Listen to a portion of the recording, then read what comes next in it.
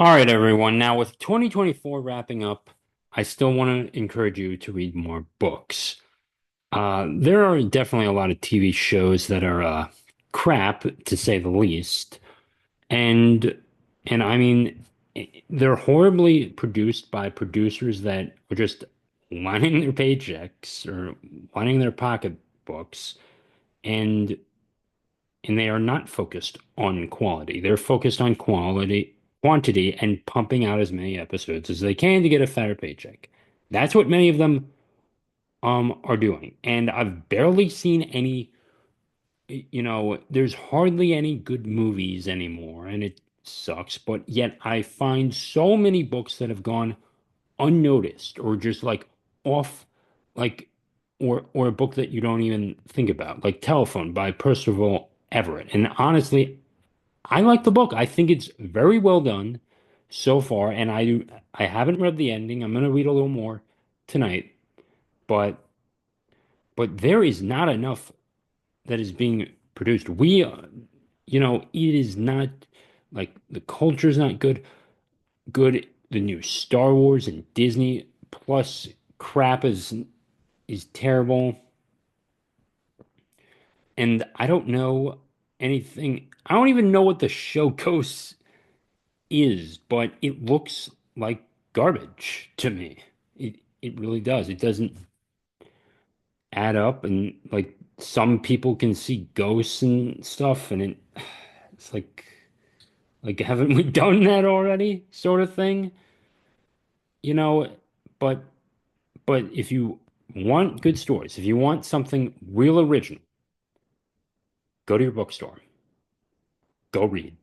Go read. I'm telling you, because it's not worth the price anymore for all these streaming stuff things. And honestly, I would rather go out to the bar and watch a hockey game with my boys, and or with or with that special someone, or actually watch the sports there than having to pay for streaming. And does it add up?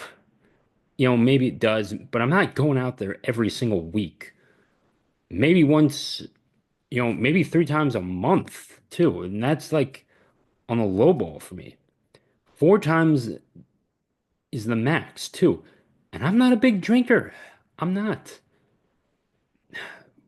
But I'm telling you, if you want to go out and watch sports, either go get a ticket there to the stadium or go to the bar and and stick with basic cable. I'm telling you, I am not ready to give that up, up basic cable yet. But back to the story, back to reading more books. It is easy to get distracted on your cell phones, such as this. Sorry about the glare, but it's easy to get distracted. It's right there. You oftentimes plug it in there, and some of you are on call. Some of you are nurses. Some of you are doctors. You need that phone right by your bedside. But for those of you that are working a desk job, stick the phone out of your room, keep it out of your room, and if you want to go to your phone, you have to walk across the hall or the room to go get it. And then guess what? You start your day, and you can start by reading. It is, you know, you know, guess what? You know, with reading, when you actually do begin to read and those imagination gears start to tick, you know, you can personalize a story for yourself, and you learn very quickly. Like you can picture the setting, and and if it's a bar that you've been to, you can kind of get an idea of what it's like, and also the bars you've been to, and it harkens back to those memorable moments that you've had. And that's the power of reading too, is that you can control, those visual elements in your mind. And honestly, some things that are shot in on the 16:9 um frame look awful. Some of the visuals that come on TV shows and movies are awful. I mean, there are exceptions like Transformers 1 that was very well done. It was very well done, that film, and very few films have, you know, done well. And for those, smaller films or those not in the mainstream or those low budget B movies, they go unnoticed. We don't know the titles of them. Who who here is talking about The Hill with Dennis Quaid, in that baseball movie? No one even talks about The Rookie, not the TV show, but the movie. It- no one talks about that anymore, and it's a shame. There's good stories that go unnoticed that don't even get picked up by, you know, Hollywood.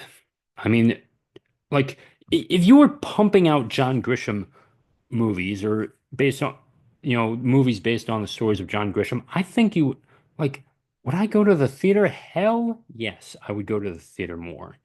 But I'm not going to the theater because they don't want to take a risk. They're not going to try something original. I've put out a novel already before. It's called Dribbling Freedom, and it kind of does work based on the story of Kilo versus New London. I kind of parallel it to it. But but go read whether it's my one of my books or someone else's, and give those new authors a try. Honestly, I like what I found at Barnes and Noble, but no one's talking about that book. I'm the only one that I know that has read that, and it's a shame. Like we need another Catcher in the Rye moment, maybe without the controversy, but we need, like, I mean, J.K. Rowling actually got kids reading again too, and I was like 5 years old, just trying to read the first Harry Potter. I don't even know what I did with that first book, with the Sorcerer's Stone book, to be honest with you. I've not seen it.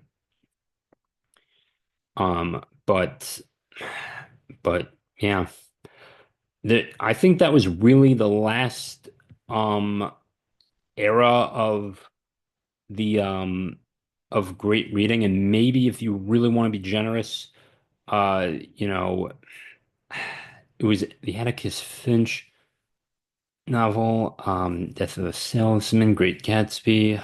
No, trying to think. God dang it, I'm missing the title too. Oh man, I'm gonna take a look at this. Hold on. I'm gonna get this up here. It's gonna bug me all night too. Atticus Finch novel. Um. Oh my God, To Kill a Mockingbird. Um. Okay, To Kill a Mockingbird sequel. That's what I was looking for. Sequel. All right. Go Set a Watchman. Yeah, in 2015, Harper Lee published a second novel titled Go Set a Watchman. I think that was like the last, you know, gas of it too. Um, I didn't really see, you know, I didn't really see like a book that really has captured everyone that everyone's talking about. Like everyone's talking about the new movie too. We need that, people. And and honestly, guess what? You save so much more money just by reading a book. Go to your library if you're that broke. Use those library cards. You're already paying taxes on it. Just go use it already. And you can check out um, you know, 5 books or whatever the limit is. Maybe it's 51. Um, and and all of that too.